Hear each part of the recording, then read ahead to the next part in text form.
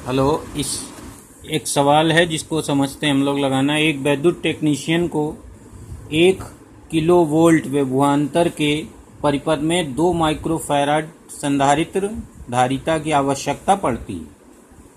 यदि 1 माइक्रोफैराड के संधारित्र प्रचुर मात्रा में उपलब्ध हैं जो 400 वोल्ट से अधिक का विभवांतर वहन नहीं कर सकते, तो संभव विन्यास जिसमें न्यूनतम संधारित्रों की आवश्यकता पड़े सुझाइए। तो न्यूनतम संधारित्रों की संख्या बताइए। तो न्यूनतम संधारित्रों की संख्या बतानी है। तो अब इसको समझिए जरा। अब यहाँ पर 2 माइक्रोफैराड टोटल परिपथ में धारिता होनी चाहिए और संधारित्र 1 माइक्रोफैराड के हैं। तो अगर हम 1 माइक्रोफैराड और 1 माइक्रोफैराड के एक एक संधारित्र समांतर क्रम में जोड़ दें तो 2 माइक्रोफैराड तो बन जाएगा, लेकिन जो विभवांतर है वो 1000 वोल्ट रहेगा, तो संधारित्र खराब हो जाएगा, क्योंकि संधारित्र जो 1 माइक्रोफैराड के हैं वो केवल 400 वोल्ट ही सहन कर सकते हैं। तो इस प्रकार अब हम लोग ऐसा करें कि उनको सीरीज में जोड़ लें, क्योंकि सीरीज में जब जोड़ते हैं तो विभवांतर बढ़ जाता है। तो 1000 वोल्ट की लाइन में हम सीरीज में अगर 3 जोड़ लें तो 333 हो जाएगा वोल्टेज। तो इस प्रकार उनके सिरों का जो वोल्टेज होगा 400 के ऊपर नहीं होगा, क्योंकि अगर 2 जोड़ोगे सीरीज में तो 2 सीरीज में जोड़ने पर 500 वोल्ट हो जाएगा, तो खराब हो जाएंगे। लेकिन 2 जोड़ोगे सीरीज में तो उनका जो तुल्य धारिता होगी दोनों की वो 1/2 के बराबर होगी, यानी 0.5 माइक्रोफैराड। तो इस तरह से हमें कई लाइन बनाने पड़ेंगी तब 2 माइक्रोफैराड बनेगा, लेकिन वोल्टेज ज़्यादा हो जाने की वजह से वो खराब हो जाएंगे। तो 3 जोड़ने पड़ेंगे कम से कम। तो देखते हैं यहाँ पर कैसे ये 3 निकाले जाते हैं।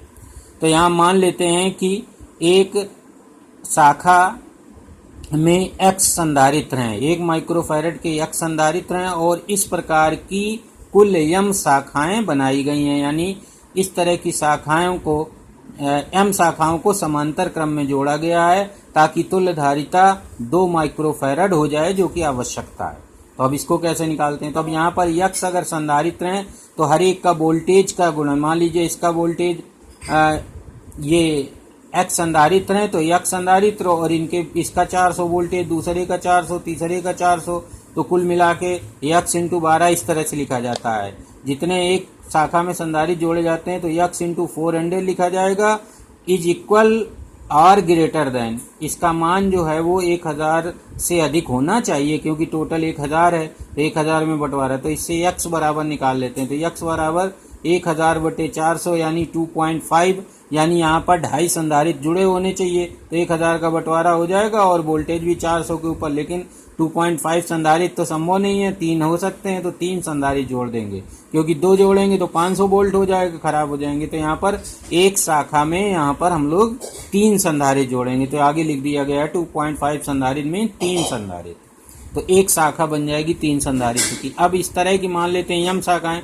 तो समांतर क्रम में जो अब एक शाखा का हम लोग तुल्य धारिता एक शाखा की निकालेंगे। तो 3 संधारित्र हैं तो 1/1 + 1/1 + 1/1 यानी 3/1, फिर पलट लेंगे तो 1/3, यानी 3 संधारित्र 1 माइक्रोफैराड के जुड़े हुए हैं, इसलिए एक शाखा का जो तुल्य धारिता हो जाएगी वो 1/3 हो जाएगी। तो ये लिखिए, एक शाखा की तुल्य धारिता 1/3 माइक्रोफैराड। अब देखिए, अब ये शाखाएं समांतर क्रम में हैं तो तुल्य धारिता निकालेंगे तो इसकी 1/3 + 1/3 + 1/3 + 1/3 m बार लिखेंगे तो m/3 हो जाएगा, और m/3 का मान होना चाहिए 2 माइक्रोफैराड की, क्योंकि ये टोटल जो है धारिता 2 माइक्रोफैराड की होनी चाहिए। तो इस तरह से आ जाएगा m/3, यानी टोटल सभी शाखाओं की तुल्य धारिता हो जाएगी m × 1/c बराबर हो जाएगा 2 माइक्रोफैराड के। तो m बराबर 3 × 6 शाखाएं बनी। तो इस तरह से 6 शाखाओं की जरूरत होगी।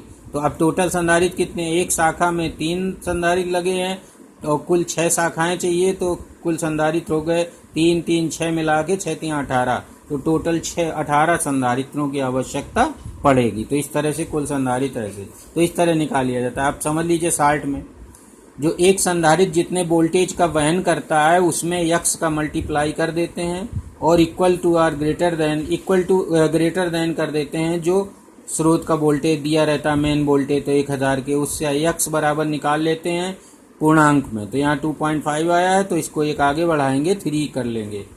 चाहे 2.4 भी होता तब भी आगे बढ़ा के 3 कर, मतलब आगे बढ़ाया जाता है, क्योंकि अगर पीछे कर दोगे तो उसका वोल्टेज ज़्यादा हो जाएगा, उसके संधारित्र के सिरों का तो ख़राब होने के चांसेस बन जाएंगे। तो इस तरह हमेशा आगे ही बढ़ा के नंबर लिखा जाता है।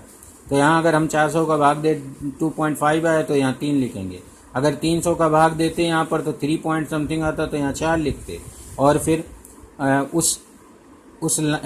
उस शाखा का तुल्य धारिता निकाल लेंगे तो उसी में उसके संधारित्र की धारिता को उतने संधारित्रों की संख्या से भाग दे देंगे। तो यहाँ 3 है तो 1/3 हो जाएगा, क्योंकि समान संधारित्र है ना, तो ऐसा ही होता है रूल।